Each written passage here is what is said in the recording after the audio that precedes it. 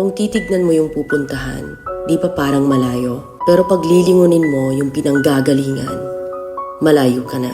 Hindi mo malalaman kung hindi ka susubok. Ang buhay ay isang malaking sugal. Kung lagi kang takot sumugal sa isang bagay dahil takot kang mawalan, mauubos lang kung anong meron ka. Kung hindi ka mawawalan, hindi ka rin magkakaroon. Kung ano man ang mga desisyon mo ngayon, yun ang magiging buhay mo bukas. Lakasan mo lang yung loob mo. Dahil ang mundong to, aapakan lang ang mga mahihina. Ibangon mo palagi ang sarili mo.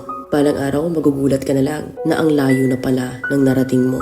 Kahit mabagal ang progress, basta may usad at kumikilos ka, okay na yan. Wala tayong magagawa. Ganyan talaga ang proseso ng buhay. Lahat tayo nakakaranas ng hirap.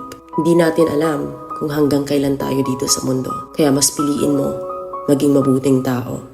Ang pinakayaman na maituturing natin sa sarili ay ang ating mga pangarap. Kapag handa kang abutin yung mga pangarap mo, hinding-hindi ka maghihirap.